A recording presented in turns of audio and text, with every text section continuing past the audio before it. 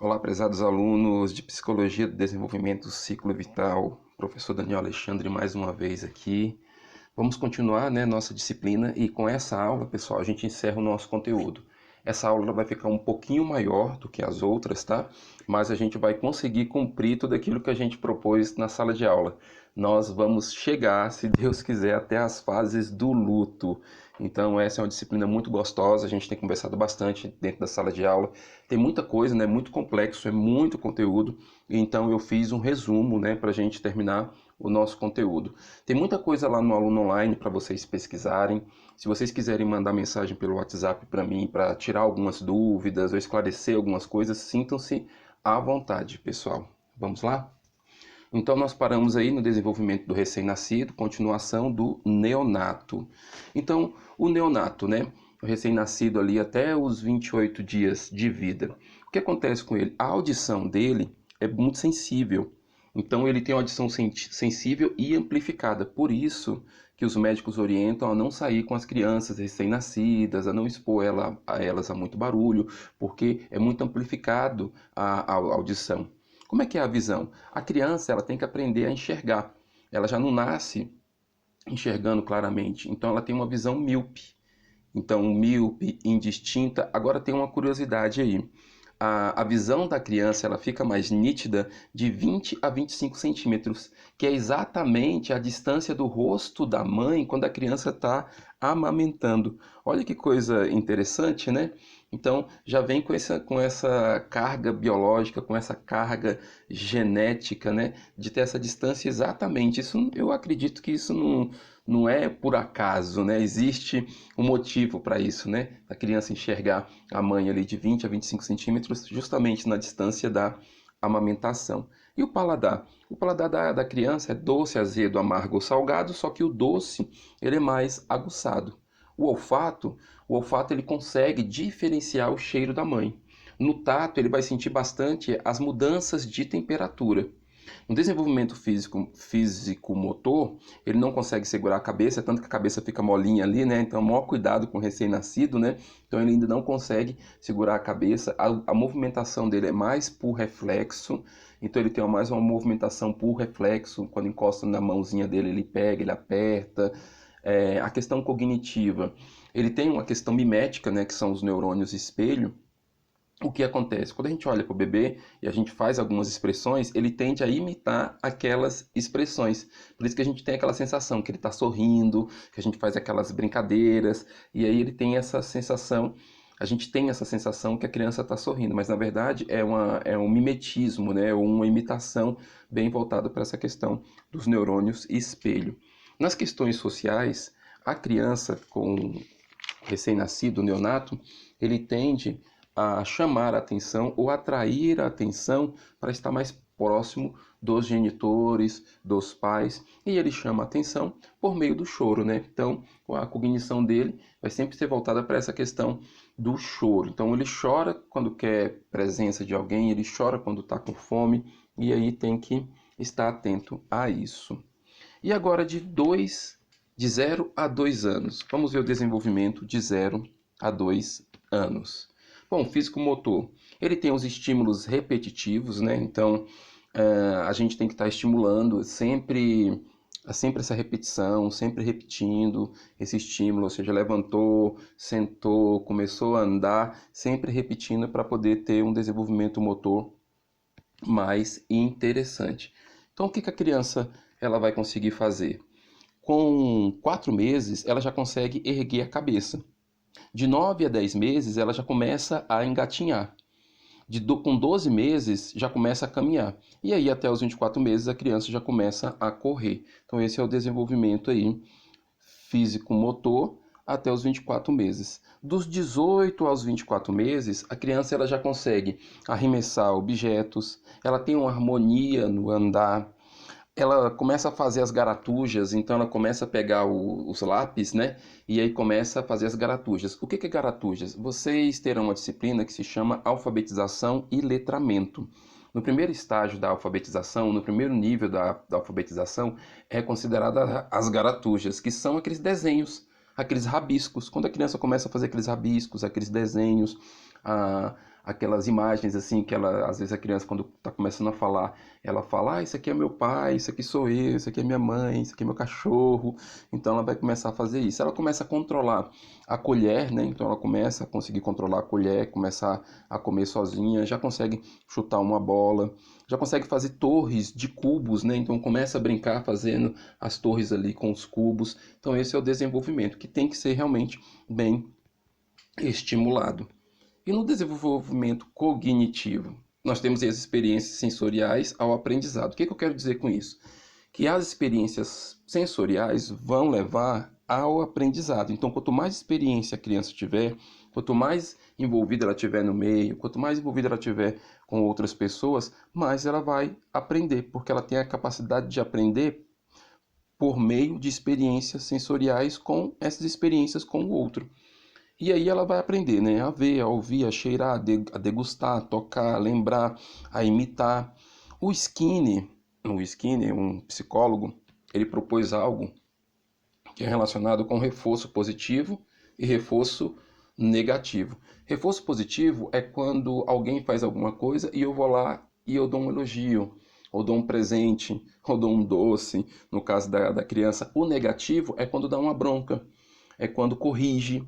E aí a criança ela tende a aprender dessa forma, por meio de reforço positivo e por meio de reforço negativo. O Skinny tem várias experiências aí no campo da motivação, no campo do comportamento humano mais voltado para o adulto, mas eu lembro dele quando a gente está falando sobre essa questão aqui de experiências, que a criança, quando ela faz algo bom, a gente dá um elogio. Quando ela faz algo errado, a gente dá uma correção. E assim a criança vai memorizando, guardando aquilo, e aí vai aprendendo. E na percepção? Na percepção, vamos ver a percepção. Permite a criança explorar o ambiente. A percepção permite a criança aprender a explorar o ambiente. Então, o que é essa percepção? É como ela enxerga, é como ela vê o ambiente. E nesse momento ela fica muito curiosa. Então, criança com 2 anos, aí, tudo que ela vê ela quer pegar, tudo que ela vê ela quer mexer. E aí tem a fase aí oral, né? Vai ter uma fase oral aí que a criança pega as coisas, quer colocar na boca, porque ela quer descobrir. Então é a curiosidade, é a percepção, é o desejo de explorar. E a linguagem? A linguagem, no segundo mês em diante, a criança começa a fazer alguns sons. Por exemplo, dá, né? Então começa a fazer esses sonzinhos, esses pequenos gritinhos. Até o sexto mês ali começa os balbúcios, que é aquele dadá, babá, bebê, mamá. E aí ele começa a balbuciar. E aí os pais, né, ficam muito felizes, né, quando fala bem assim, papai, chamou papai, mamá, chamou mamãe. E aí, os pais ficam bem animados com isso. No oitavo mês, a criança começa a apontar, né? Então isso vai variar muito de criança para criança. Então até o oitavo mês ali, ela começa a apontar. Do 10º ao 14º mês, começa a primeira palavra.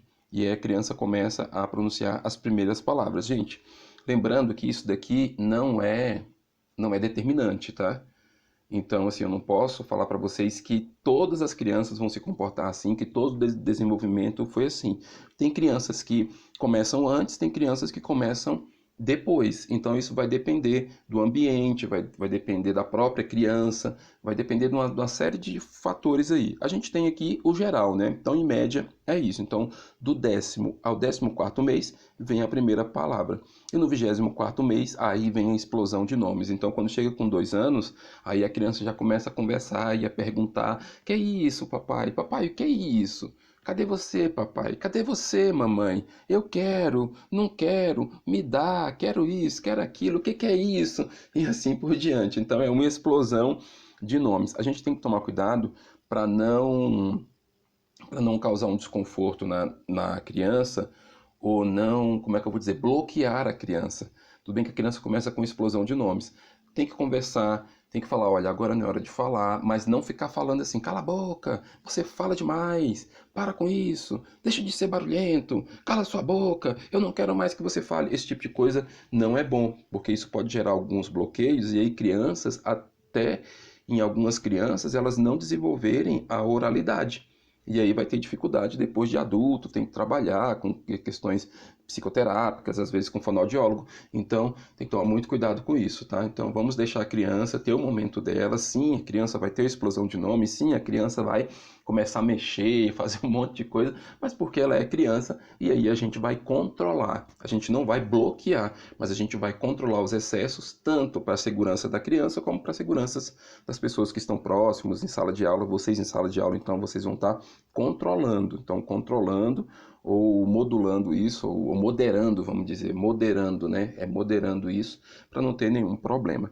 E na questão psicossocial, nós temos aí o autoconhecimento, então a criança ela começa a se perceber enquanto pessoa, ela vai conseguir se perceber no espelho, então ela vai olhar no espelho, ela vai saber que é ela, tanto se você fizer uma marquinha no rosto dela, quando ela olhar no espelho, ela vai perceber que está suja, ela vai limpar.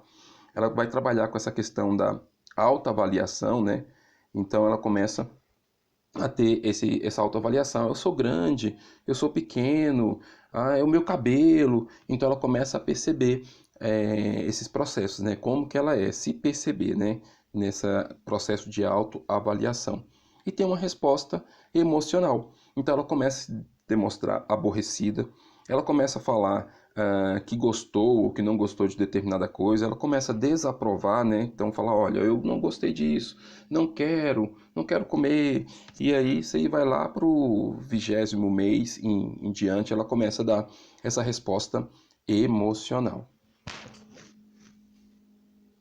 E aí, de 2 anos a 6 anos, como que é o desenvolvimento físico-motor? De 2 a 6 anos, a criança ela já vai começar a, a conseguir andar em linha reta, ela consegue saltar, ela consegue pular de um pé só, consegue subir escadas, consegue cortar, consegue colar. Então, o desenvolvimento dela motor nas mãos, ela já começa a ter um desenvolvimento nas mãos melhor. No cognitivo, ela já sabe a finalidade das coisas, ela consegue saber para que serve determinadas coisas, então ela sabe para que serve a colher, ela sabe para que serve o copo, ela sabe para que serve o banheiro, então ela vai saber a finalidade das coisas. Essa questão da prosopopeia é porque a criança ela começa a atribuir sentimentos às coisas, que é o que a gente chama de prosopopeia. Por exemplo, papai, o sol foi dormir, a lua está triste, e assim por diante. Então ela começa a atribuir os mesmos sentimentos que ela tem, os mesmos sentimentos que ela observa nos outros, ela começa a atribuir às coisas. É o que a gente chama de prosopopeia. Ou atribuir não só sentimentos, mas ações. Por exemplo, ela fala bem assim, a porta me machucou, a cadeira me bateu. Então ela vai trabalhando com esses processos. E os sabores e referências. A criança começa a trazer sabores e referências, por exemplo, ela fala bem assim, botaram limão no meu abacaxi, porque ela sabe que o limão é azedo, né? Então ela fala, botaram limão no meu abacaxi, botaram limão na minha banana. Então ela começa a ter essas questões aí de sabores, de trocar os sabores, se é ruim, se é bom. E aí ela vai trabalhando com isso e vai se desenvolvendo dessa forma. E na linguagem? Na linguagem vem a explosão da gramática, né? Então nós temos aí na linguagem uma explosão da gramática, então começa a falar, começa a conjugar, às vezes ela conjuga errado, que é comum isso, né? Por exemplo, a criança fala bem assim, eu sabo, papai, eu sabo. Aí você responde para ela, ah, então você está dizendo que você sabe. Uma coisa que a gente tem conversado com os educadores é que nesse momento da fala a gente tem que tomar cuidado para não ficar falando para a criança que está errado, corrigindo assim de uma maneira muito dura, não é eu sabo, menino, é eu sei. Fala direito, não é eu sabo, é eu sei. O que a gente tem aprendido com a neurociência é que todas as vezes que a criança fala alguma palavra errada, a gente tem que repetir para a criança da maneira certa. Por exemplo, a criança fala, papai, eu sabo. Ah, então você está falando para mim que você sabe? Ah, então você disse que papai, eu sei, não foi isso que você falou? Ou então, papai, eu quero a dedeira. Ah, então você está querendo a mamadeira. Ah, eu quero bicoito. Eu quero bicoito. Ah, sim, então você quer o biscoito. E assim por diante. Então a criança falou errado, aí a gente fala da maneira certa. Isso vai depender, a questão da linguagem vai depender das questões hereditárias, vai depender das influências ambientais. a gente tem que tomar cuidado para não ficar muito desesperado. Então a criança está nessa faixa aqui de 2 a 6 anos. Desenvolvendo a linguagem não significa que eu tenho que pegar uma criança e levar a um profissional para saber se a criança tem algum problema na fala. Não necessariamente, porque se a criança faz essas trocas, começa a trocar, às vezes não é um problema na fala.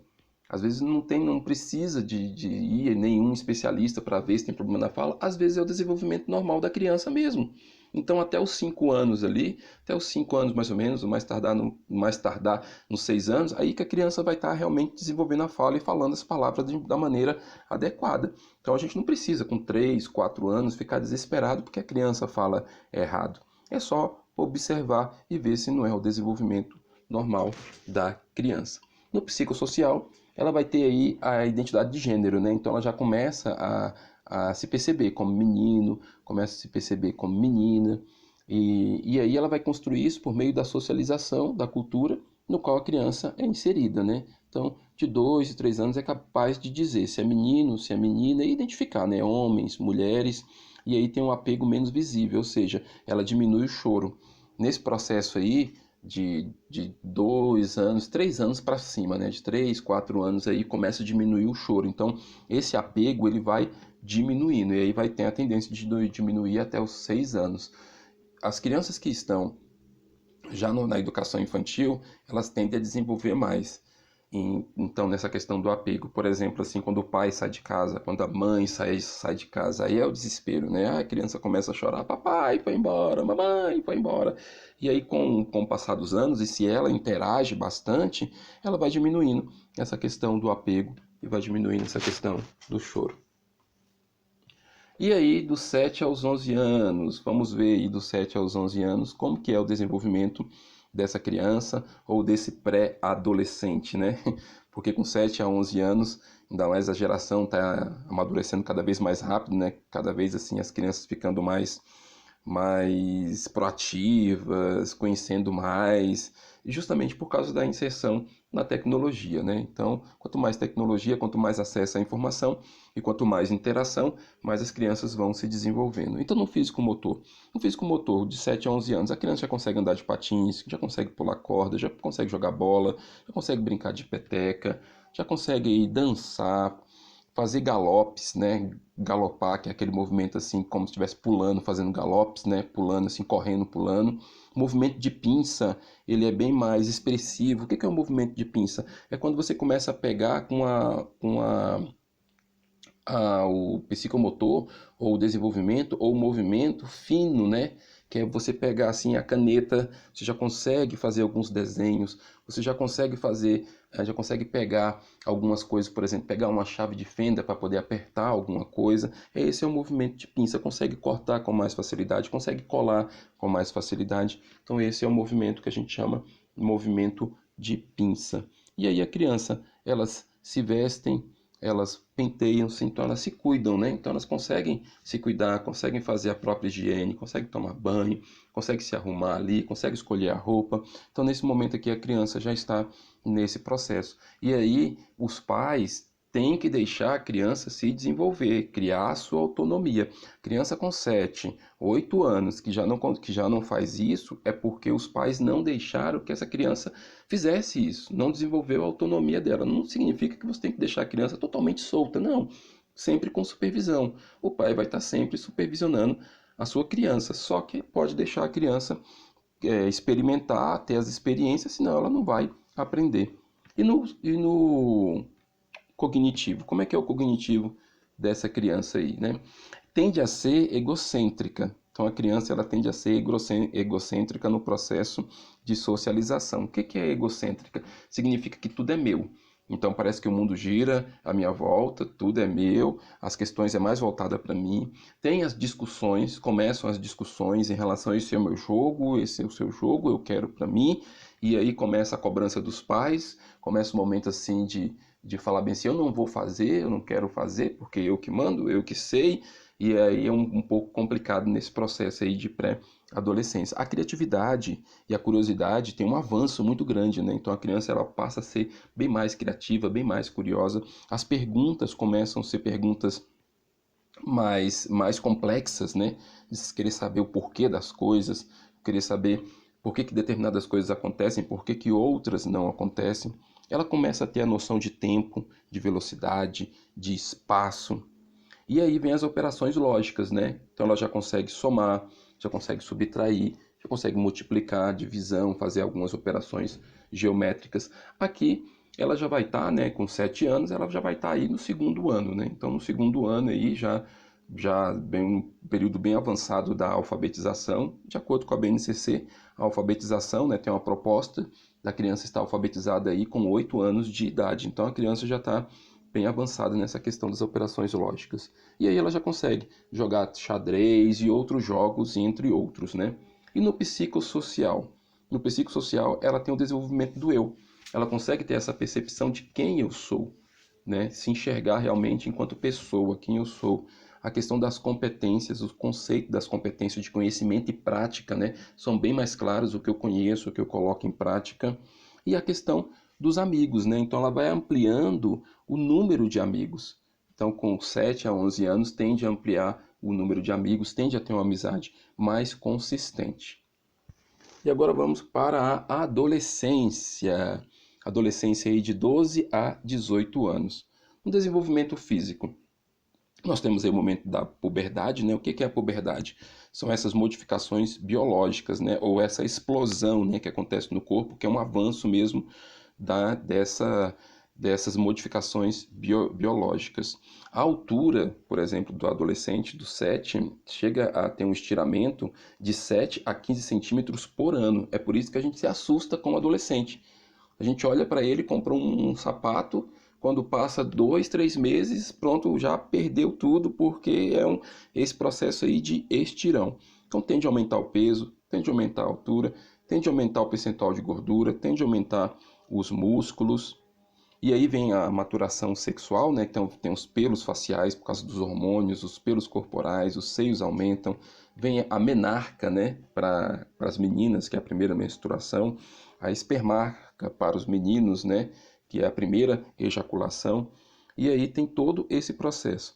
Uma curiosidade que nós temos aqui é que as mãos e os pés crescem antes. Depois seguir vem os braços e as pernas. É por isso que a gente, quando tem um filho adolescente, a gente percebe assim que realmente os sapatos, eles são trocados assim muito rápidos. Por isso que sempre tem que comprar com um número a mais, porque tende a crescer mesmo. Então os pés e as mãos tendem a crescer antes que os braços e as pernas. E aí no desenvolvimento cognitivo, vamos ver o desenvolvimento cognitivo. O desenvolvimento cognitivo começa a deduzir por meio de hipóteses. Então a criança começa a ter hipóteses. O que é uma hipótese, gente? Hipótese é aquilo que pode acontecer. Então a criança começa a ter esse pensamento. E aí vem o pensamento abstrato. Ela começa a imaginar, ter a subjetividade, né? O pensamento abstrato começa a imaginar vários cenários, várias coisas. Então, e se acontecer isso? E se não acontecer? E se foi verdade? E se não foi verdade? Será que aconteceu mesmo? E aí começa a questionar bastante, né? Então, um adolescente aí de 12 anos em diante, ele começa a ter uma conversa muito questionadora. E aí os pais têm que estar preparados para isso, para dar a resposta, mas também para ensinar ele que ele não é o centro do mundo e que ele não precisa saber de tudo e que ele não sabe de tudo. Então, nesse momento aí, vem o egocentrismo intelectual. Ou seja, eu que sei, né? Então, eu que sei de tudo, eu sei as respostas, ele já passou aí do processo de alfabetização, né? Já entrou aí no Fundamental 2, então ele já vai estar aí no sexto, sétimo ano. Então, ele já começa a achar assim, não, eu sei tudo, né? O egocentrismo intelectual. Ele tende a achar, né? Não vou falar que é porque a gente está falando que eu não posso determinar, porque isso é muito complexo, né? Vai ser muito diferente de um adolescente para outro. Então, desenvolvimento cognitivo é esse daí. E o desenvolvimento psicossocial? Vamos ver aqui o desenvolvimento psicossocial. Nós temos aí a questão da interpessoalidade, né? Interpessoalidade que é o meu relacionamento com o outro, né? Então a tendência é que o número de amigos aumente. Então, ele vai ter essa capacidade aí de aumentar o número de amigos, de reelaborar sentimentos e reorganizar as relações com os outros. Então ele começa a ser bem seletivo. Então assim, ele sabe com quem que ele quer ser amigo, ele sabe de quem que ele gosta, ele não vai querer ficar perto de pessoas que ele não se identifica, e aí ele vai trabalhando com esse processo de identidade. Cada vez mais eu sei quem eu sou, eu estou descobrindo quem eu sou, e aí eu vou escolher as pessoas para quem eu quero ficar perto e geralmente os iguais, né? As pessoas os adolescentes que são iguais, que têm os mesmos desejos, que têm as mesmas intenções, que têm as mesmas escolhas, ele tende a ficar mais próximo dessas pessoas, desses adolescentes. E aí vem a questão das escolhas, né? Um momento de muita escolha, os desejos, vem as experiências, vem as cobranças, esse sentimento de pertencimento. Então, por causa do sentimento de pertencimento, às vezes eu fico em determinados grupos e aí, como eu falei, ele tem a tendência de ficar perto de pessoas que ele se identifica. Mas quando o sentimento de pertencimento é muito grande, ou ele tem essa necessidade muito grande de pertencer, às vezes ele fica em grupos e pratica coisas que às vezes ele nem concorda e ele nem quer. Mas ele vai experimentar, ele vai fazer aquilo para ter esse sentimento, sim, eu faço parte. Eu estou aqui, eles gostam de mim. A questão da imagem é muito cobrada, principalmente aí quando chega a fase das espinhas. Às vezes a menina é muito magra, ou o menino é muito magro, ou o menino é um pouquinho mais gordinho, ou a menina é um pouquinho mais gordinha, e aí uns aparentam ser mais velhos, outros mais novos, e aí vem essa questão de imagem que é uma cobrança muito grande. As responsabilidades aumentam, então tem a questão da responsabilidade, a noção de valores. Nesse momento aqui, o adolescente ele vai entender, né, aquilo dos valores, aquela questão da moralidade, né, a questão da ética, o que é certo, o que é errado, o que eu posso fazer, o que eu não posso fazer. E aí às vezes vem esse conflito.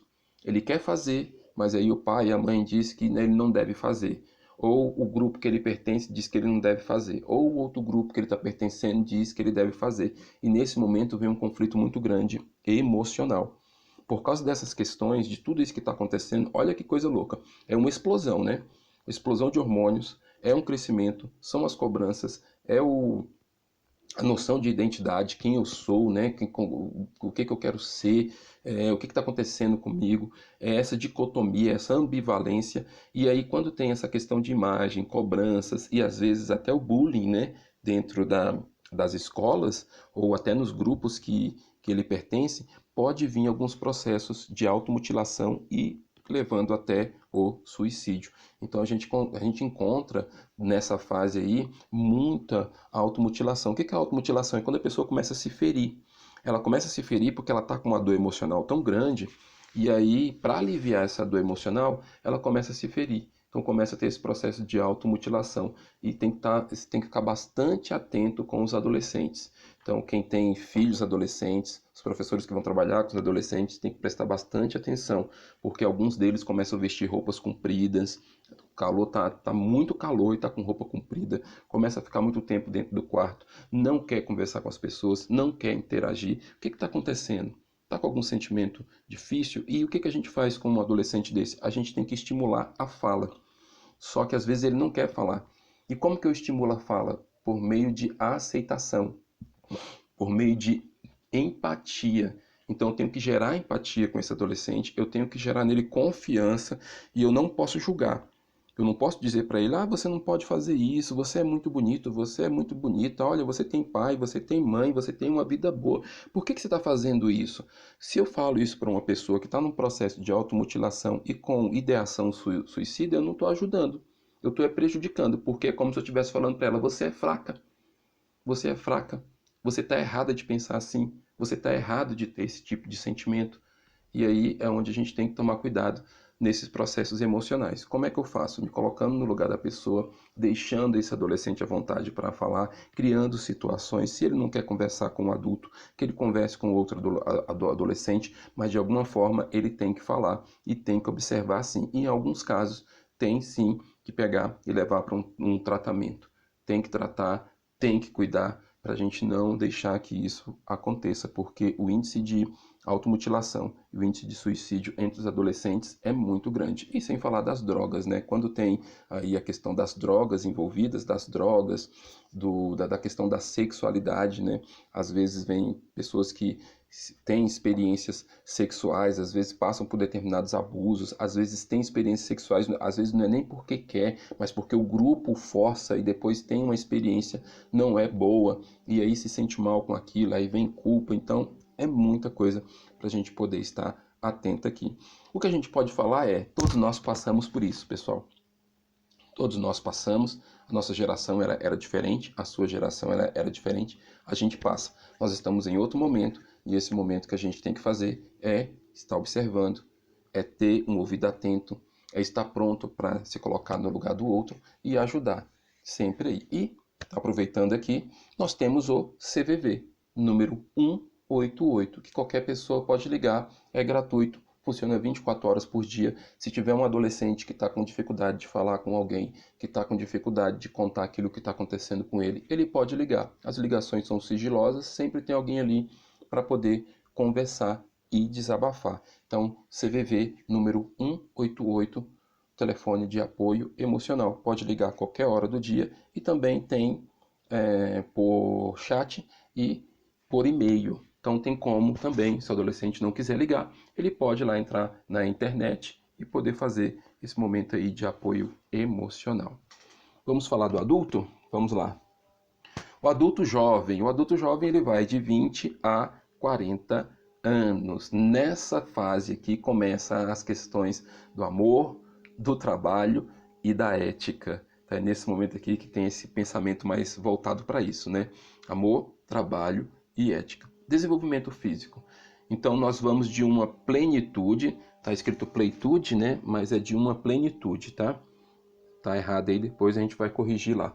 E você já corrige aí no seu caderno. Então vai de uma plenitude física ao começo do declínio. Então, assim, a plenitude física é dos 20 aos 30 anos aí, né? Então, dos 20 aos 30 anos, nós temos aí uma plenitude realmente física. Alguns começam a ter um declínio antes disso, né? Antes dos 30, mas geralmente a gente vai pegar aí essa faixa aí de 30 anos. Então, dos 30 anos começa a ter um declínio. Agora, calma, pessoal, calma. Não é porque você completou 30 anos que você tem que ficar desesperada e desesperado. Não é bem assim, tá? É um declínio, só que é um declínio mais gradativo. Isso vai depender da sua alimentação, vai depender se você faz exercício físico, se você tem uma boa saúde, se você se cuida, se você, quando vai sair ao sol, se você usa protetor. Então tem tudo isso, tá? Então começa a ter essa plenitude aí. E a estatura dos homens, ela tende a terminar aos 21 anos. E as mulheres, a estatura, aos 18 anos. Então, com 21 anos, o homem já atingiu a sua estatura ali. E aos 18 anos, a mulher já atingiu a sua estatura. Só que tem uma coisa interessante aqui. É com 25 anos que todas as nossas funções, elas estão desenvolvidas. Então, com 25 anos é que termina realmente o desenvolvimento. É uma informação interessante. Então, com 25 anos já tem um desenvolvimento emocional, cognitivo, todo o seu corpo está tudo desenvolvido ali. Você cresce até os 21 e até os 18 ali. Mas desenvolvimento, de acordo com o material de vocês, os 25 anos, com 25 anos está tudo formadinho, tudo perfeito ali. E aí nós vamos para o cognitivo. No cognitivo, nós temos aí a questão da moralidade. Então, a moralidade e a fé são mais do que um processo cognitivo. Então, é uma questão mais voltada para valor, né? Então, eu tenho a percepção de moralidade, a percepção de fé, tem as experiências religiosas, tem a questão da educação. Então, nesse momento aqui, a pessoa começa a se questionar se ela acredita, se ela não acredita em algum ser superior. E aí isso vai depender muito da questão da educação, das experiências religiosas. Nesse momento aqui, a pessoa vai fortalecer isso ou ela vai intensificar isso, ou ela vai internalizar isso. Aqui existe a necessidade de se impor, ou seja, nesse momento aqui é o momento de se impor, de dizer quem você é, o que você quer. Não, agora eu sou adulto, agora a responsabilidade aumentou e eu não gosto desse tipo de coisa. Tem alguns perfis que eles se impõem com mais facilidade, já é natural deles. Outros perfis não. No momento de se impor, ele se esconde. Então ele tem uma postura bem mais evasiva. Tem essa questão de expandir-se, ou seja, eu quero ser completo, eu quero me encontrar, né? Eu quero saber quem eu sou, eu quero ter êxito na vida. E aí vem essa busca, né? Por êxito, por ascensão social, status, né? Eu quero aparecer, eu quero pertencer, eu quero fazer parte de um grupo. E aí, nesse momento, vem a questão das incertezas.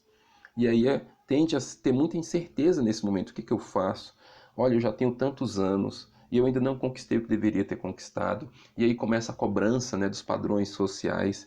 E aí vem a inconsistência, né, ou a incongruência, ou o que a gente chama de quando a pessoa não consegue se estabelecer, né? Então ela não consegue ter uma firmeza. Então ela tem uma certa inconsistência ali. E aí vem a cobrança pela perfeição, uma cobrança pela perfeição, e aí ela se olha como imperfeita, e aí ela nunca está adequada, parece que sempre está faltando alguma coisa, parece que aquele corpo não é o dela, aquela mente não é o dela, aquela casa não é a dela, ela não deveria estar naquilo, e aí vem essa confusão interna muito grande, né? Muito grande mesmo. E aí eu repito uma frase que a gente tem trabalhado bastante ela: você é quem você precisa ser. O que deve acontecer é que a sua mente tem que aceitar quem você é. Pelo fato da sua mente não ter aceitado quem você é, pelo fato da minha mente não ter aceitado totalmente quem eu sou, aí vem essas cobranças todas, vem essas imperfeições, vem essas contradições, né? Então, muito contraditório, né? Muito inconstante, né? E aí é onde a gente precisa realmente amadurecer o nosso pensamento, trabalhar tanto com a questão da subjetividade também como com a questão da lógica. E isso só vai acontecer se a gente se permitir, se a gente se aceitar, se a gente se enxergar. O Carl Rogers vai falar o seguinte: quando me aceito como sou, posso então mudar. Quanto mais eu olho para mim e aceito quem eu sou, do jeito que eu sou, aí sim eu posso mudar. E eu vou mudar não é para ser melhor do que você, não é para você ser melhor do que eu, é para eu ser melhor do que eu mesmo. Então, o meu padrão de melhoria sou eu. Então eu tenho que olhar para mim, eu tenho que olhar e falar, bom, isso aqui eu fiz dessa forma, eu posso fazer melhor? Posso fazer melhor. E ter cuidado com a questão do perfeccionismo inatingível. Quem anda nesse ritmo de perfeccionismo inatingível tende a ficar muito ansioso e muito infeliz. Então a gente tem que procurar sempre esse equilíbrio. Lembrando, pessoal, a gente nunca vai ficar totalmente equilibrado, a gente nunca vai ficar totalmente perfeito, a gente nunca vai ficar totalmente pleno, porque a gente está no mundo de muita dificuldade, no mundo a gente vai ter a aflição, então a gente vai conseguir se melhorar, tá? Mas sempre a gente vai ter algumas dificuldades e alguns problemas, e isso faz parte da nossa vida, é muito normal, e aí a gente consegue se ajudar, consegue ajudar o outro. Vamos continuar falando mais um pouquinho aqui do psicossocial. Vamos ver o que é o psicossocial. No psicossocial, a gente começa a ter o dilema aí da intimidade versus isolamento. E aí, como é que vai ser? Eu vou ter amizades íntimas? Eu vou namorar? Eu vou ter uniões sexuais? Ou eu vou ficar sozinho? Então, às vezes, tem essa dificuldade. Em algumas cidades grandes, as pessoas não querem mais casar. Então elas querem o quê? Querem crescer profissionalmente e às vezes tem um namorado, tem uma namorada, mas cada um no seu lugar. Então você fica no seu apartamento, que você paga um aluguel de R$ 3.000, e eu fico no meu apartamento, que eu pago um aluguel de R$ 3.000. E o apartamento tem o quê? Uma sala, um banheiro e um quarto. Só que o condomínio tem tudo que precisa. Tem lavanderia, tem academia, tem piscina, tem sala para meditação, tem um monte de coisa. Então isso acontece muito em algumas cidades, que são cidades que têm esse perfil. E as pessoas, como elas não querem nem ter um imóvel, porque elas querem ter a liberdade de poder viajar. Elas querem ter a liberdade de poder, no dia que quiser sair daquela cidade, morar em outro lugar, elas simplesmente terminam o contrato e muda. Então, as pessoas aí que estão na classe B, na classe A, alguns, não são todos, tá? Mas existe um comportamento desse, voltado para intimidade e isolamento. Bom, e aí vem aquela frase que diz o seguinte: solteira sim, sozinha nunca, solteiro sim, sozinho nunca. E aí só que a pessoa não quer casar. Então, casar, e aí? Vou casar ou não vou casar? Casar para quê? Alguns querem casar, ter filhos, construir família, outros não. Outros querem realmente ter essa vida e ter uma vida assim mais livre, mais íntima, porque se sentem felizes daquele jeito. Então, a intimidade pressupõe que o indivíduo possa expressar suas emoções abertamente, sem medo de se perder no outro, isto é, sem medo de se perder o senso de autenticidade, ou o senso de identidade, né? Ou individualidade. Então, essa pessoa, ela tende a fazer isso. Bom, eu quero ter uma intimidade, mas eu não quero me envolver totalmente, eu não quero me perder no outro, eu não quero ter essa questão de pertencer o outro, de outro mandar na minha vida. Então, logo, vamos fazer o seguinte, você fica na sua casa, eu fico na minha, e aí a gente vai crescendo, a gente se encontra e assim por diante. E tem essa questão de troca, né?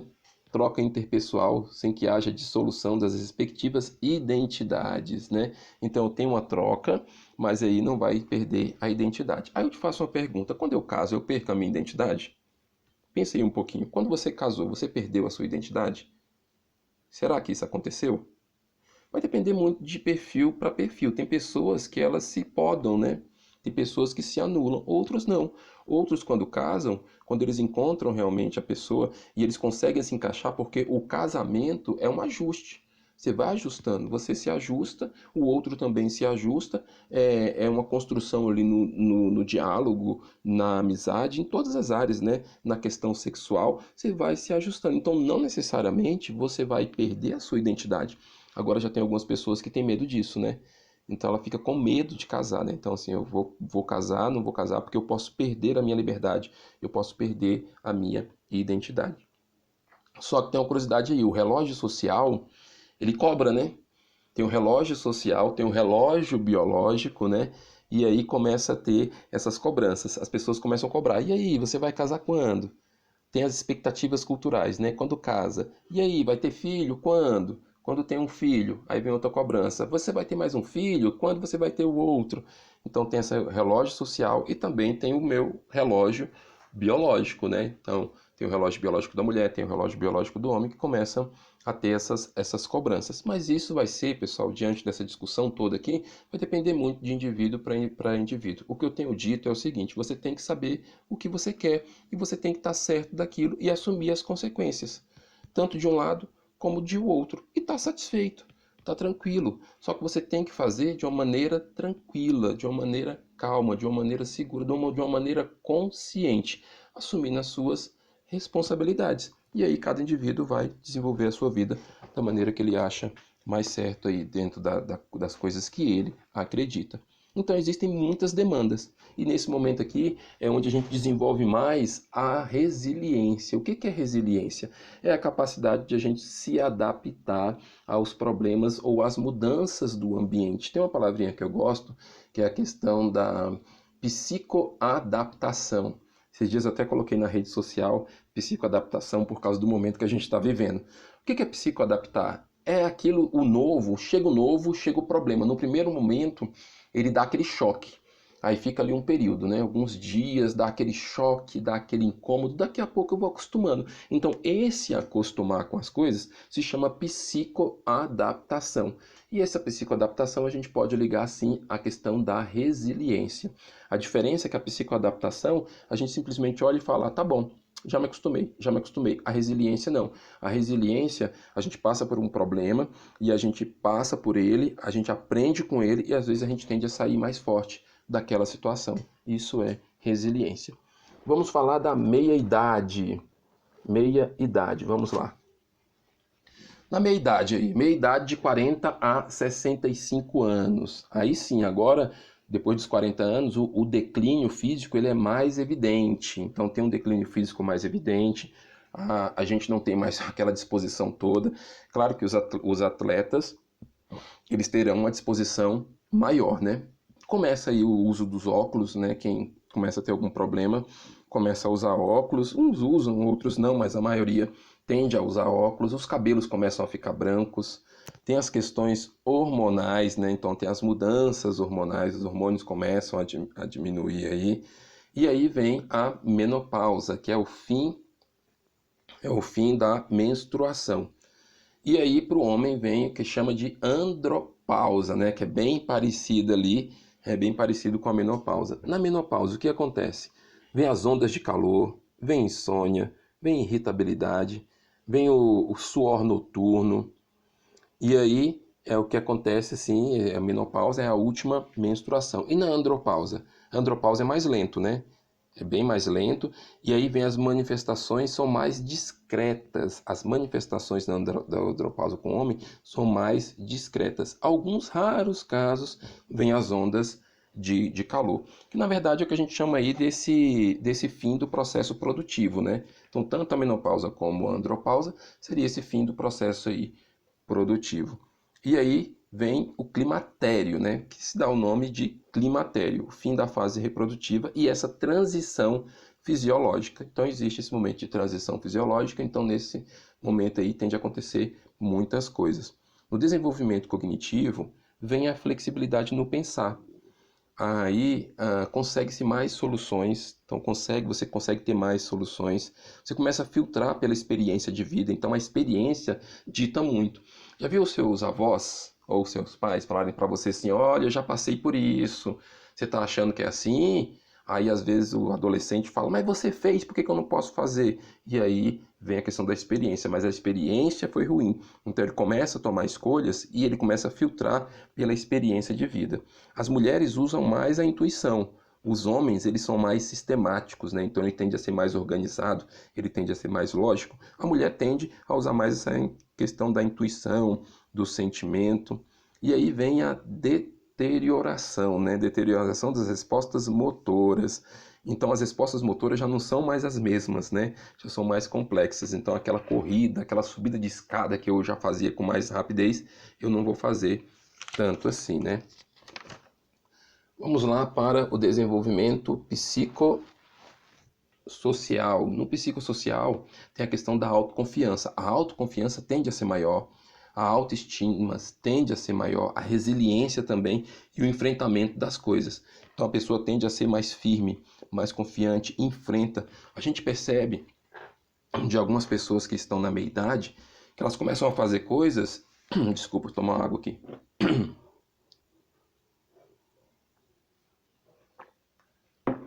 Que elas começam a fazer coisas, vocês perceberam que esse vídeo não tem edição, né? Então é como se fosse uma aula mesmo, que eu estou dando na sala de aula, e aí a gente não edita, a gente vai direto aqui até acabar. Então essa questão do enfrentamento, da autoconfiança, da autoestima, da resiliência, você percebe que tem pessoas que quando chegam na meia-idade, eles começam a fazer coisas que eles sempre tiveram vontade de fazer, mas eles não faziam porque tinham medo da cobrança, tinham medo da comparação, dessa comparação com o outro. E eles falam, não, agora eu vou fazer. E tem gente que fala, não, eu sempre tive vontade de ter o cabelo curtinho. Corta o cabelo. E aí fica daquele jeito. Ou começa a falar, não, eu não preciso fazer esse tipo de coisa. Para que eu preciso fazer isso? Para agradar o outro. Então ele consegue ter essa força, né, de enfrentar mais a vida. Confiança para enfrentar. E aí vem a generatividade. Agora a generatividade é o quê? Ele tem a necessidade de ser útil.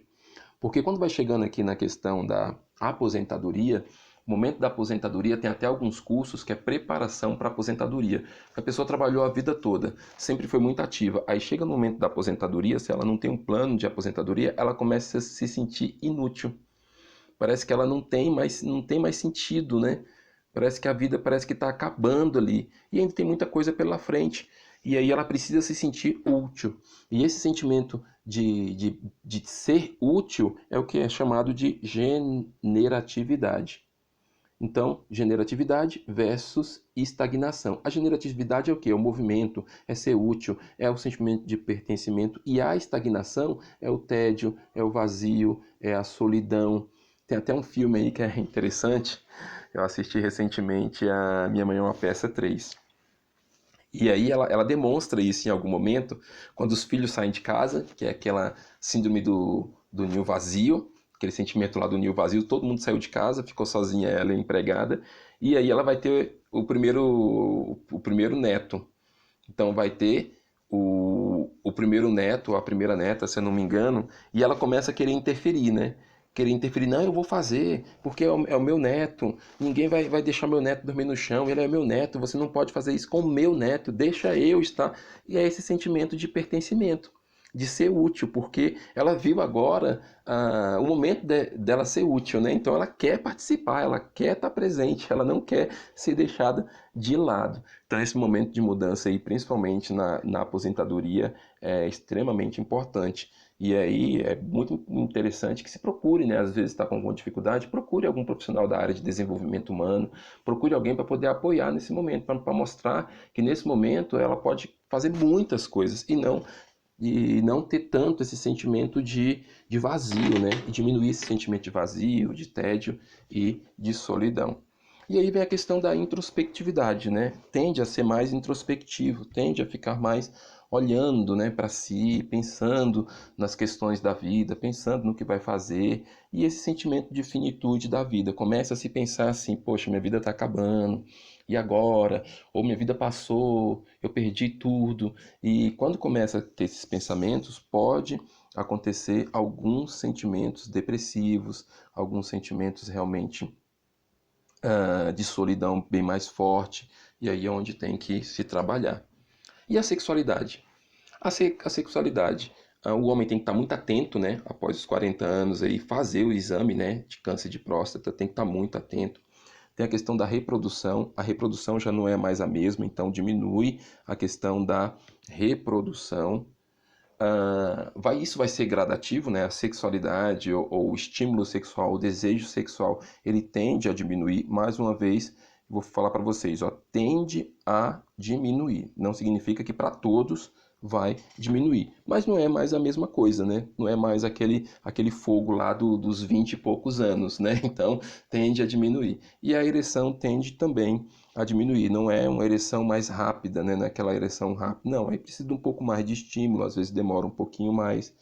E nas mulheres, os estudos indicam que não apresentam muitas alterações em relação aos orgasmos. Então, alguns estudos em relação às mulheres falam que não tem muita alteração em relação aos orgasmos, então ela tende a continuar tendo. Os homens, eles vão ter um pouco de dificuldade, na estimulação vai demorar um pouquinho mais. E como que isso pode ser alterado, né? O que altera essas questões emocionais? São essas questões sexuais. São os problemas emocionais, são as enfermidades, os medicamentos, a monotonia, a fadiga, a preocupação. Então, o que mais vai afetar nessa questão da sexualidade são esses aqui. Então, se tem uma enfermidade, se tem algum medicamento, não toma o medicamento, que algum medicamento tem algum efeito colateral nesse sentido. Então, quanto melhor estiver com saúde, fazendo exercício físico, não me preocupando tanto, trabalhando as questões de monotonia, a minha sexualidade ela tende a permanecer mais e ser uma sexualidade mais sadia, uma sexualidade mais gostosa, vamos dizer assim, né?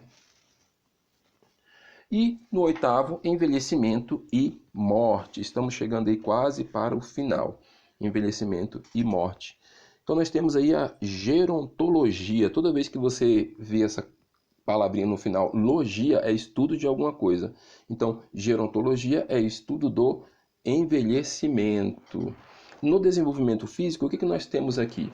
A coordenação começa a ser uma coordenação menor, não tem aquela coordenação toda, né, após o envelhecimento. Quando eu estou falando de envelhecimento, eu estou falando acima de 65 anos.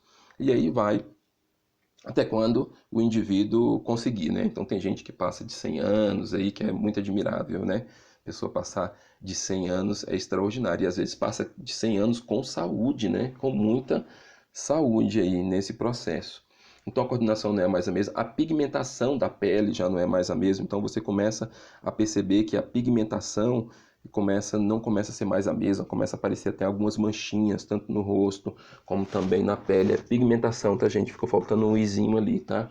A textura da pele já não é mais a mesma, então você pega a pele, você começa a ver que a pele começa a ficar um pouquinho mais áspera, a elasticidade começa a perder a elasticidade.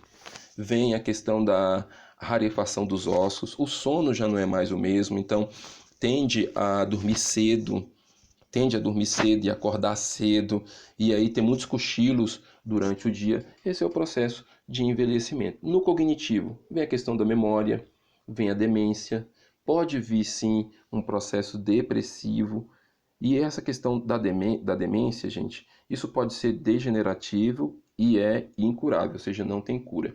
Na demência, nós vamos ter os problemas aí de Alzheimer. Eu até brinco com vocês na sala de aula que eu falo assim, gente, a gente chamava isso de caduquice, né? E agora, na maneira científica, a gente chama isso de Alzheimer. Tem pessoas que tendem a ficar muito lúcidas, né?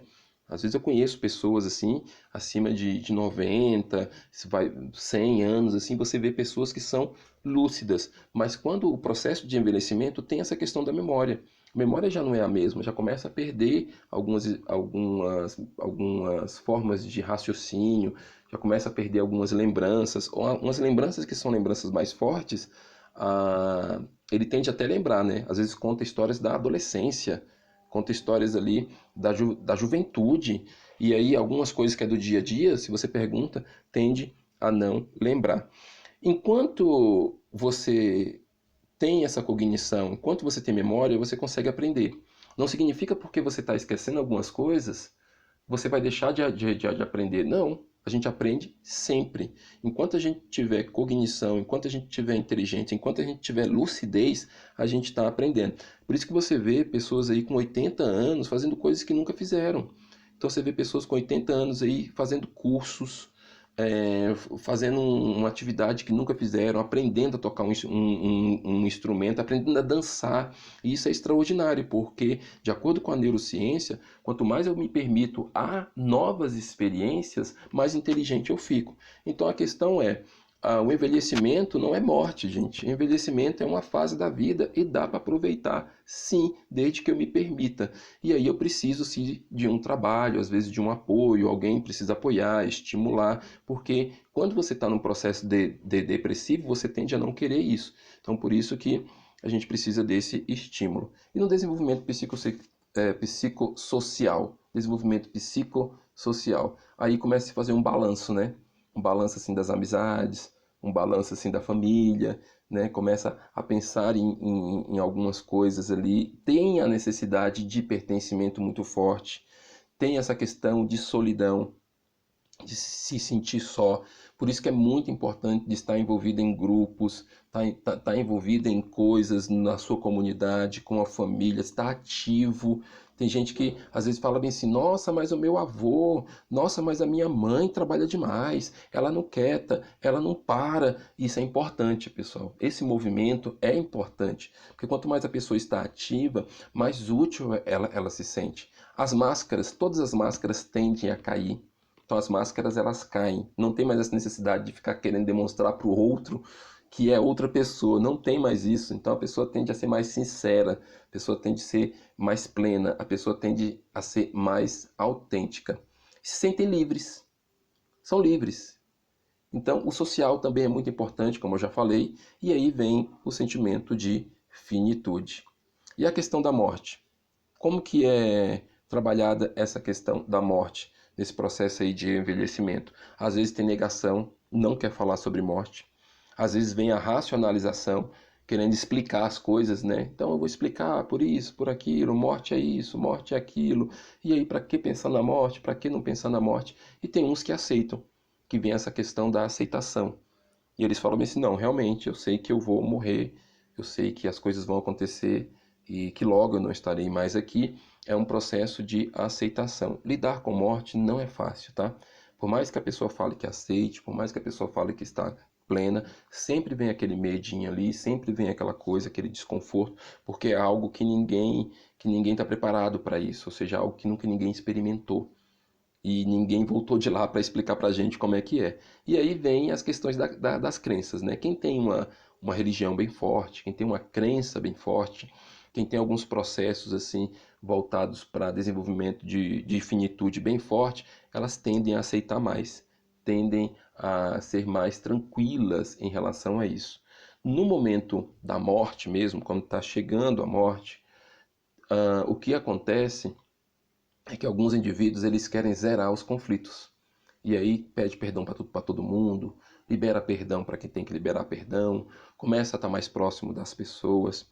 Tem um tipo de atendimento que significa que aí se chama cuidados paliativos.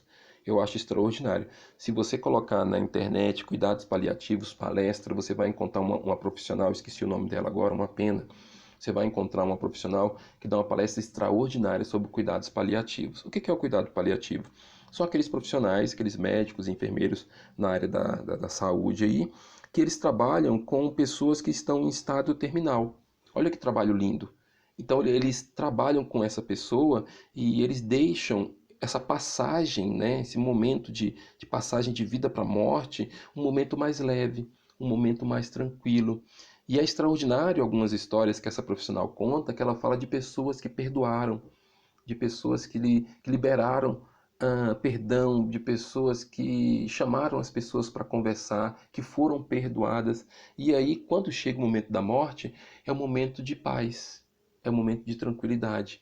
Então, elas deixam esse momento muito mais leve, ou uma morte humanizada, vamos dizer assim, né? E aí tem uma frase que ela diz, que é a frase da palestra dela, que ela fala bem assim: a morte é um momento que a gente merece, é um dia que a gente merece viver. Eu acho que é mais ou menos isso. A morte é um dia que a gente merece viver. O dia da morte é um dia que a gente merece viver. E aí, esse dia, ela deixa esse dia bem mais tranquilo, bem mais fácil, bem mais leve. Não é fácil falar de morte, gente. Eu considero para vocês que não é fácil, até quando a gente começa a lembrar de algumas pessoas. Eu acabei de lembrar de uma pessoa aqui, e aí a gente realmente fica até um pouco emotivo de falar sobre isso. Mas é um processo e a gente tem que passar por isso. Todos nós vamos passar de uma forma ou de outra. E aí a gente tem que tratar a vida do jeito que ela é. Vamos falar um pouquinho mais sobre morte aqui, só que vamos falar sobre luto. E aí eu falei para vocês que as fases do luto eram uma fase realmente que eu gostaria de trabalhar muito isso com vocês em sala de aula, mas aqui a gente já vai conseguir trabalhar alguma coisa. As fases do luto, né? E o luto tanto pode ser com adulto ou com criança, né? Então tanto pode ser com adulto ou com criança. Uma das coisas interessantes quando a gente fala de luto é que tem morte em vida. O que é esse luto? O luto não necessariamente é só a questão da morte, né? Da morte, assim, de passar da vida para a morte, né? De morrer, de acabar com a vida. Mas também tem sentimento de luto em momentos de separação. Ou seja, você está perdendo alguma coisa. Separação dos pais, por exemplo. Então, a criança sempre foi ali, morou com o pai e com a mãe. De repente eles resolvem se separar. Aí um fica com a mãe, geralmente fica com a mãe, né? Aí tem esse sentimento de perda, esse sentimento de luto, ou seja, tirou de mim, me separou, eu não pertenço mais a isso. Outra separação, no caso dos amigos. Então assim, meu amigo foi embora. Não é que ele morreu, ele foi embora. Então eu tinha um amigo, eu tinha uma amiga, e aí foi para outra cidade. Sentimento de luto, sentimento de separação. Quando começa a trabalhar, perdeu o emprego, sentimento de luto, sentimento de separação, sentimento de perda. Então esse processo de luto, ele tanto pode acontecer com a morte mesmo, mas com esses momentos de perdas, né? Que aí vem essas fases. Quais são as fases? Negação. Então no primeiro momento eu nego. Eu vou negar, não aconteceu, não é possível, não morreu, eu não perdi esse emprego, não, ele não foi embora, e aí é um processo de negação. Depois vem raiva. Raiva porque foi embora, raiva porque perdeu o emprego, raiva porque morreu. Por que que morreu? Como é que Deus fez isso? Como é que Deus fez isso comigo? Não é possível, não, e aí começa a ficar com muita raiva daquilo. Depois vem o momento da barganha. A terceira fase aí do luto é a barganha. Na barganha começa a negociar. Como é que é isso? Fazer promessas. Nunca mais eu vou fazer isso. Ai, nunca mais eu faço isso, porque olha só, morreu. Não é possível, foi embora, não é possível, perdi o emprego, nunca mais eu vou fazer isso. Eu vou ser uma pessoa melhor, eu vou ficar melhor. E aí vai fazendo essas promessas, né? Promessa para você, promessa para o outro. E aí depois vem o momento da depressão, que é a tristeza. E aí bate aquela depressão, bate aquela tristeza. Ai, eu não quero sair de casa, não quero ver ninguém, quero ficar triste. Começa a chorar e chora e fica triste e não tem ânimo para nada. E por último, vem o momento de aceitação. É quando você realmente aceita, você supera isso e você caminha. Nesse processo de aceitação não significa que você esquece, tá? Porque tem muita gente que acha que aceitar é esquecer. Não é. Você lembra que a pessoa morreu, você lembra que aquilo foi tirado de você, só que você não sente mais tanta dor. a dor ela tende a diminuir com os anos. Então, assim, ela vai diminuindo aos poucos, ela vai diminuindo. Em algum momento pode nem ter dor mais, só fica só a saudade, só fica só as boas lembranças. Por que eu falei para vocês que eu queria trabalhar muito isso com vocês em sala de aula? É porque tem muita gente que está passando por problemas emocionais, está passando por bloqueios na vida, porque tiveram um momento de luto e as fases do luto não foram vivenciadas. É muito importante que o luto seja vivenciado. E não existe uma sequência, tá? Não é que começa na negação e termina na aceitação. A aceitação vai ser praticamente a última ali em todas, mas às vezes pode vir em outra ordem. Primeiro pode vir com a tristeza, primeiro pode vir com a barganha, ou com a raiva, ou com a negação. O importante é a gente não bloquear isso. Nem bloquear isso no outro e nem bloquear isso na gente. Se eu perdi alguma coisa que é importante para mim, eu posso chorar, sim. Eu posso ficar com raiva, sim. Eu posso ter um momento de negação, sim. Eu tenho que vivenciar. Eu preciso vivenciar. Quanto mais eu vivencio esses sentimentos, quanto mais nome eu dou para esses sentimentos, eu fico melhor e eu não vou ter problemas na frente. É por isso que às vezes você encontra pessoas que perderam alguma coisa tem 10 anos. 10 anos, ou perderam uma pessoa, ou perderam alguma coisa que era muito importante, ou perderam um relacionamento que era muito importante, e ele continua bloqueado. Ele não consegue nem pensar. Quando ele está numa situação diferente, quando ele pensa naquilo, já dá um nó na garganta, já dá uma dor no peito, uma dor na cabeça. Isso significa o quê? Que tem alguma coisa ali que ficou, que não foi vivenciada. E esse sentimento tem que ser entrado em contato. Agora sim, você não vai entrar em contato com isso agora. Ah, eu vou entrar em contato agora, eu vou pensar agora. Não, às vezes é necessário que você busque um auxílio de um profissional. Procure um profissional da área de desenvolvimento humano, principalmente uma psicoterapia, uma pessoa que trabalha com isso, ou não. Às vezes você pode conversar com alguém. Converse com alguém que você sabe que te ama, que você sabe que gosta de você e que você sabe que vai estar pronto ali para te ajudar, para você entrar em contato com esse sentimento. Porque quando você entrar em contato com esse sentimento e você jogar para fora esse choro que está guardado, esse choro que está acumulado, esse choro que está retido, você vai ver que a sua vida vai ficar melhor, vai ficar mais leve. Vai doer, sempre dói, gente, sempre dói, mas é uma dor necessária, tá? É uma dor de cura, porque a ferida, para ser curada, ela tem que ser tocada. E quando toca na ferida, dói. Mas ô coisa boa é quando toca na ferida, quando dói, mas ela é sarada e nunca mais eu sinto aquela dor e nunca mais aquilo me bloqueia. Isso é maravilhoso. Isso é muito bom. E às vezes Deus está nesse processo. Para quem acredita em Deus, Deus está nesse processo, Deus está tratando, Deus está curando. Então só tem que se permitir a isso e ajudar as pessoas ao nosso lado, tá, gente? A gente não vai virar para alguém que perdeu alguma coisa, pode ser qualquer coisa, tá? Pode ser uma coisa mais idiota para mim. Para mim é idiota. Eu falo, gente, a pessoa tá sentindo mal porque perdeu isso. A gente tem que se colocar no lugar do outro e acolher essa pessoa. Eu acolho, eu choro, se for possível, a gente chora junto. No filme Divertidamente, a tristeza, ela dá um show de empatia no Divertidamente. Quando aquele carrinho cai no abismo e tem aquele amigo imaginário, a tristeza senta do lado dele e fala: isso era muito importante para você. Enquanto a alegria fica só lá falando: vem, sai daí, vamos pensar em coisa boa. A tristeza fica do lado ali e dá um show de empatia. É isso que deve acontecer quando a gente estiver perto de alguém que está triste, que está passando por um processo. É para chorar junto. Vem cá, me dá um abraço. Vamos chorar junto. Isso era importante para você. Você vai sentir muita falta disso. Vem cá. Não tem esse negócio de não chora não, tá, gente? Nunca mais você faça isso com alguém que tá triste, tá? Falar bem assim, não chora não. Principalmente no momento de morte, tá? As pessoas falam, não chora não, não chora não. Se você fala para uma pessoa não chora não, que tá com Deus, não chora não, que tá melhor, você está desconsiderando a dor do outro. Você pode até falar bem assim, olha, tá doendo. Eu sei que tá doendo, é momento de choro, mas vem cá, me dá um abraço. Deixa eu te ajudar nesse momento aqui. E aí você chega e fica ali com aquela pessoa.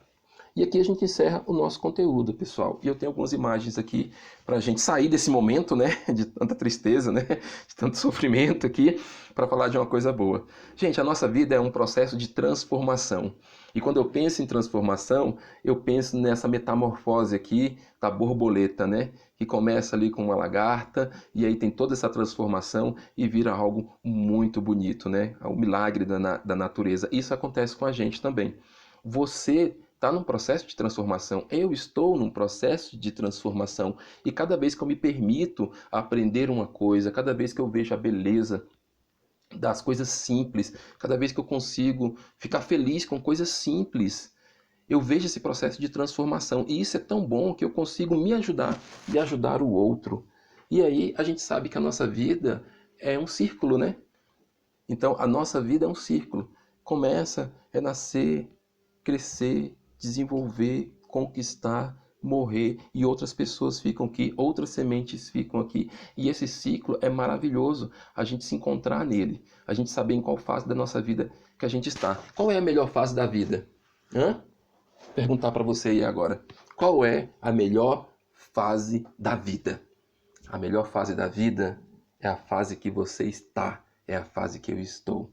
A nossa melhor fase da nossa vida é a fase que a gente está. Porque se a gente falar que a melhor fase da vida é o futuro, ou a melhor fase da vida é o passado, ou foi o passado, né? Então a melhor fase da vida será o futuro. A melhor fase da vida foi o passado, eu vou ficar triste. Eu não vou aproveitar o meu momento. Então a melhor fase da vida é a fase que você está. A melhor fase da vida é a fase que eu estou. A melhor vida, qual é a melhor vida? A melhor vida é a minha, a melhor vida é a sua. Quem é a melhor pessoa? A melhor pessoa sou eu, a melhor pessoa é você. Eu só preciso encontrar isso em mim, encontrar essa plenitude em mim. E tem todos os recursos que você pode ter. Quem tem algumas crenças, quem tem alguns apegos, você vai encontrar isso. Não é para você se achar melhor que todo mundo, não é isso. Eu não sou melhor que você, você não é melhor que eu. Não é essa questão de comparação e querer ser melhor com o outro. É a questão de se encontrar mesmo, de ser feliz com a vida que a gente tem, e de aproveitar cada dia e de ser grato cada vez mais. Quanto mais eu exercitar a gratidão e menos a reclamação, melhor a minha vida será. Tem a dica aí do livro para vocês, A Coragem de Ser Imperfeito, que tem lá os 10 pontos de uma vida plena. E os 10 pontos de uma vida plena, alguns deles são não querer agradar as pessoas, agradecer pelas coisas simples, não ficar querendo demonstrar para o outro que você é uma pessoa diferente de quem você é. Então essa é a beleza da vida, é a gente se encontrar e a gente caminhar cada vez mais para se construir. E aí eu tenho que aproveitar cada uma dessas fases, pessoal, seja em qual fase que você está, aproveite. Aproveite o momento com seu filho, aproveite o momento aí com seu pai, com a sua mãe, com seu filho adolescente, o momento dos seus estudos, o momento do seu trabalho, o momento que você está sozinho, porque, como diz lá em Eclesiastes, né, há tempo para tudo, há tempo para todo propósito debaixo do céu. E aí, com a orientação de Deus, a gente consegue ter uma vida plena, a gente consegue ter uma vida que vale a pena. É uma vida que vale a pena.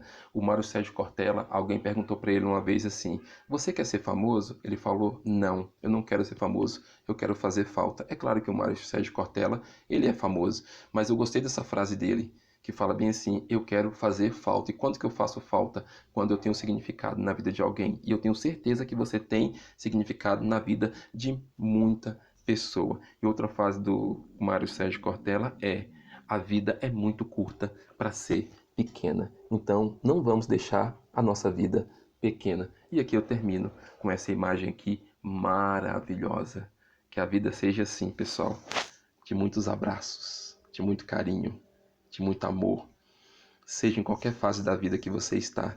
Como eu já falei, qual é a melhor fase da vida? A melhor fase da vida é aquela que eu estou. A melhor fase da vida é aquela que você está. Pessoal, qualquer dúvida pode mandar mensagem aí pelo WhatsApp. Fico muito feliz de terminar essa disciplina com vocês, apesar de ser assim, né, dessa maneira, com um certo distanciamento, mas eu creio que isso logo vai passar e eu espero encontrar vocês nos próximos semestres. Se a gente não se encontrar pelos corredores, a gente se encontra na formatura e eu torço para que vocês sejam excelentes profissionais da área de educação. Recebam meu abraço, fiquem com Deus, até a próxima, se Deus quiser.